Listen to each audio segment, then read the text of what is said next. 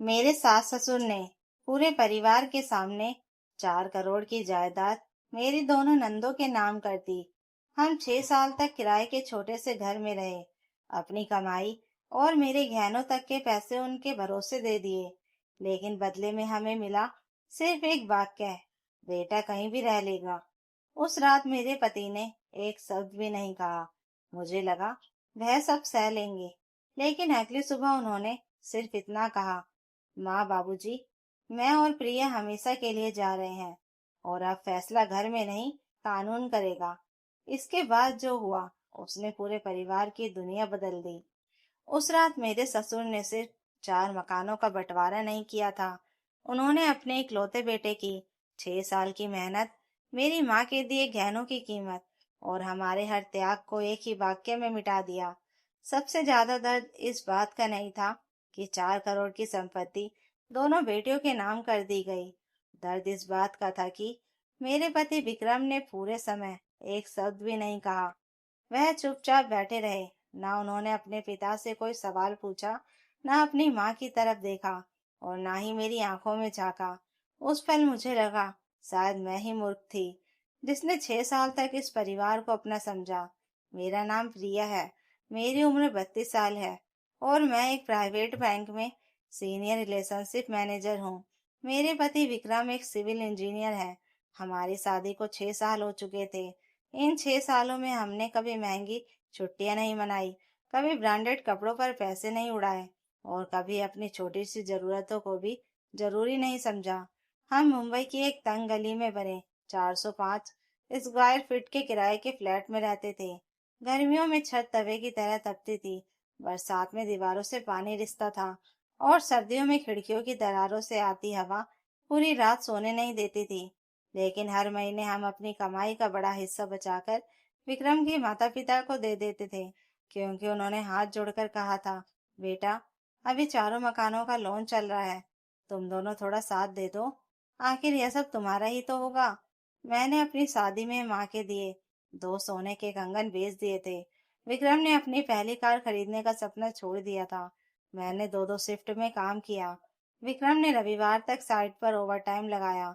हम सोचते रहे कि आज जो त्याग कर रहे हैं, कल वही कल अपने घर की नींव बनेगा। लेकिन उस रात जब सब लोग डाइनिंग टेबल पर बैठे थे, ससुर जी ने पानी का गिलास रखा और बोले, हमने फैसला कर लिया है, 4 मकान हमारी दोनों बेटियों के नाम होंगे। सुनीता को दो और मीना को दो।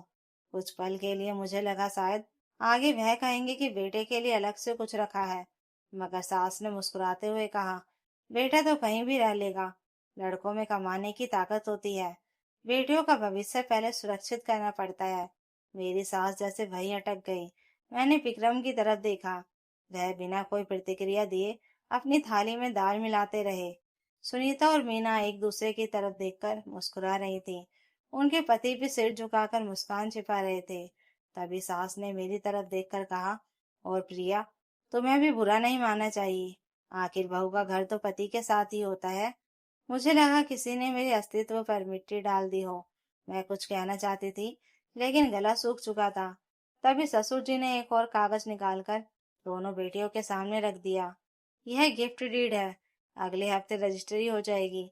मुझे साफ दिखाई दे रहा था कि जिस मेन रोड वाले मकान का किराया हर महीने 75,000 आता था, उसकी डाउन पेमेंट में हमारे बैंक अकाउंट से गए 18 लाख रुपए लगे थे।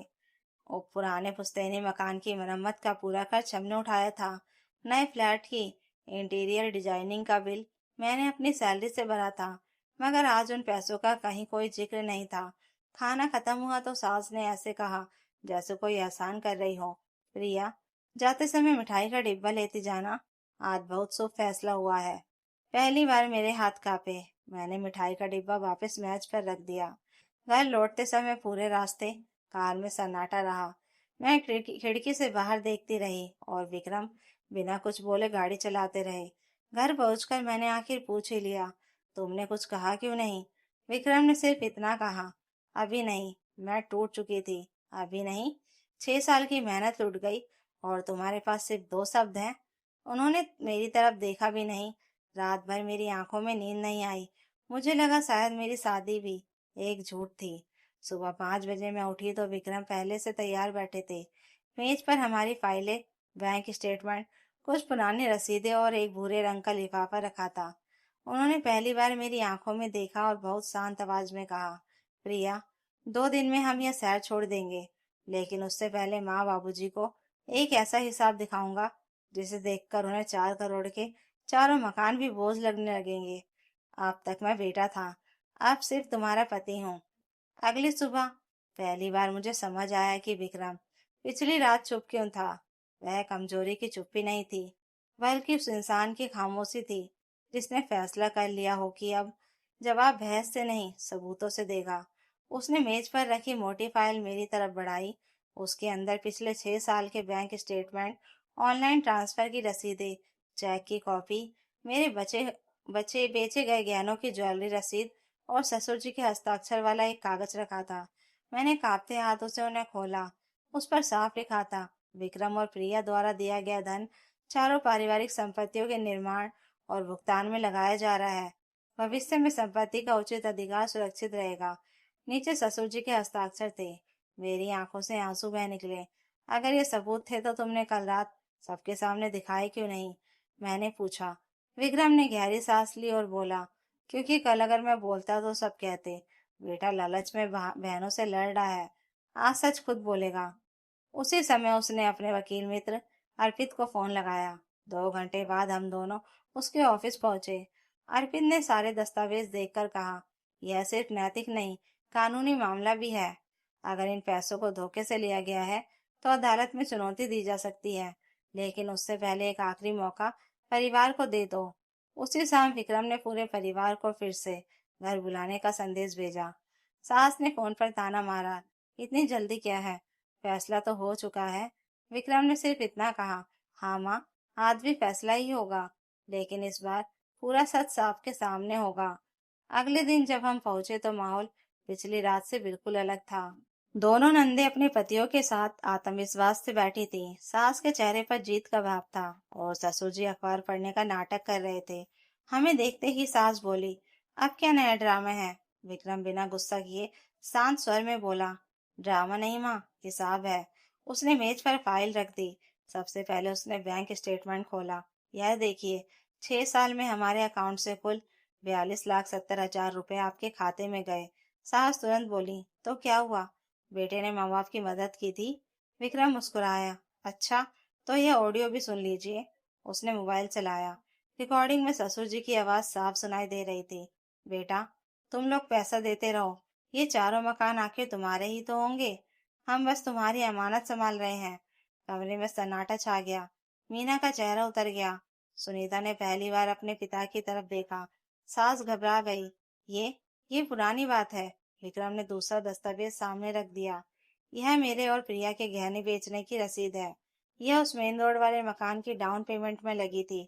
और यह इंटीरियर का पूरा बिल जो प्रिया ने अपनी सैलरी से भरा था। राहुल, जो अब तक चुप था, धीरे से बोला, माँ, हमें तो कभी बताया ही नहीं गया कि विक्रम ने इतना पैसा लगाया था। तभी ससुर जी पहली बार घबरा गए। उन्होंने धीमे से कहा, बेटा, उस समय हालात अलग थे। विक्रम ने उनकी बात काटी नहीं। वह बहुत शांत था। उसने कहा, मैंने कभी मकानों का लालच नहीं किया, मुझे सिर्फ अपना घर चाहिए था। लेकिन आपने हमारे भरोसे को इस्तेमाल किया। अगर उसी दिन कह देते कि सब बेटियों को देना है, तो मैं और प्रिया 1 रुपया भी नहीं देते। हम आज अपना घर खरीद चुके होते। सास अब भी अपनी बात पर अड़ी थी। बेटियां भी हमारी औलाद है। विक्रम ने मेरी तरफ देखा। उसकी आंखों में ना गुस्सा था ना आंसू, बस एक अजीब सी शांति थी। उसने धीरे से कुर्सी पीछे खिसकाई और खड़ा हो गया। पूरे कमरे में सन्नाटा छा गया। उसने माँ बाबूजी की तरफ देखकर शांत आवाज में कहा, आज आपने मुझे बता दिया कि इस घर में मेरा कोई हक नहीं है। ठीक है, अब मेरा फैसला भी सुन लीजिए। इतना कहकर उसने मेरा हाथ थाम लिया। मैं हैरानी से उसे देखती रह गई। फिर उसने कहा, माँ बाबूजी, मैं और प्रिया 2 दिन के अंदर यह घर और यह रिश्ता दोनों छोड़ देंगे। लेकिन इस बार हम चुपचाप नहीं जाएंगे। जाने से पहले 6 साल का पुराना हिसाब होगा। यह सुनते ही सुनीता और मीना के चेहरों की मुस्कान गायब हो गई। सास ससुर भी पहली बार घबरा गए, क्योंकि उन्हें बिल्कुल अंदाजा नहीं था कि विक्रम के पास ऐसा कौन सा सच था जो अगले ही दिन उनकी पूरी दुनिया बदलने वाला था। रात भर मेरी आंखों में नींद नहीं आई, लेकिन सबसे ज्यादा हैरानी मुझे विक्रम की उस शांति पर थी।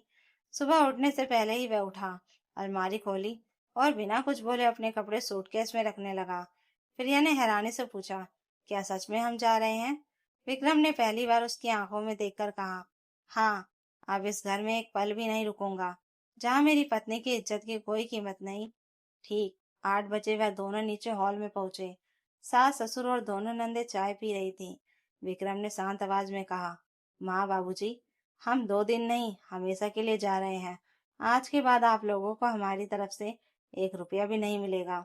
सास हंस पड़ी, ड्रामा मत करो, 2 दिन बाद खुद लौट आओगे। विक्रम ने जेब से एक फाइल निकाली और मेज पर रख दी। ड्रामा मैंने 6 साल किया है बेटा बनकर, अब सच देख लीजिए। फाइल खोलते ही ससुर के चेहरे का रंग उड़ गया। उसमें बैंक स्टेटमेंट, ऑनलाइन ट्रांसफर की रसीदें, प्रिया के बेचे गए गहनों की रसीद और हर वह भुगतान दर्ज था जो उन्होंने मकान खरीदने के लिए लिया था।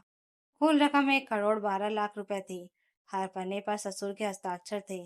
विक्रम बोला, यह दान नहीं था, आपने कहा था कि यह निवेश है और बाद में हिस्सा मिलेगा। अब जब हिस्सा नहीं दोगे तो पैसा वापस दोगे। सुनीता गुस्से में बोली, तुम अपने माँ बाप पर केस करोगे? विक्रम ने शांत स्वर में कहा, मैं नहीं, मेरा वकील करेगा। तभी दरवाजे पर घंटी बजी। 2 वकील और एक कोर्ट का अधिकारी अंदर आए। उन्होंने नोटिस ससुर के हाथ में दे दिया। उसमें साफ लिखा था कि यदि 30 दिन के भीतर पूरी रकम और ब्याज वापस नहीं किया गया तो संपत्ति पर कानूनी दावा किया जाएगा। सास के हाथ कांपने लगे। तुम अपने माँ बाप को कोर्ट ले जाओगे? विक्रम की आंखें भर आई। जिस दिन आपने अपनी बहू के गहनों के पैसे लेकर कहा था कि यह घर हमारा होगा, उसी दिन आप मेरे माँ बाप थे। कल रात आपने साबित कर दिया कि आपके लिए मैं सिर्फ एटीएम था। कमरे में सन्नाटा छा गया।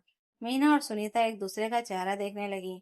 उन्हें पहली बार समझ आया कि जिन 4 मकानों पर वे खुशियां मना रही थी, वे अब कानूनी विवाद में फंस सकते हैं। ससुर की आंखों से आंसू निकल आए। उन्होंने धीमी आवाज में कहा, विक्रम, गलती हो गई। लेकिन इस बार विक्रम नहीं रुका।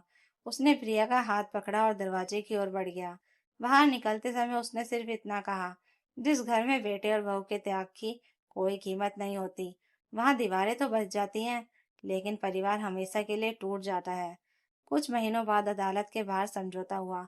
ससुराल वालों को मजबूर होकर एक मकान बेचकर विक्रम और प्रिया की पूरी रकम ब्याज सहित लौटानी पड़ी। उसी पैसे से दोनों ने अपना छोटा लेकिन खूबसूरत घर खरीदा। गृह प्रवेश के दिन विक्रम ने दरवाजे पर नाम की पट्टिका लगाई, प्रिया और विक्रम का घर। प्रिया ने मुस्कुराकर पूछा, सिर्फ हमारा? विक्रम ने उसका हाथ थामकर कहा, हाँ, क्योंकि रिश्ते विरासत से नहीं, सम्मान से बनते हैं। जिस दिन सम्मान खत्म हो जाए, उस दिन सबसे बड़ा घर भी सिर्फ ईंट पत्थर का ढेर रह जाता है। तो दोस्तों, अगर आपको यह कहानी अच्छी लगी हो तो कमेंट करके जरूर बताइएगा और नई कहानियों के लिए चैनल को सब्सक्राइब जरूर कर लीजिएगा। Thank you for watching.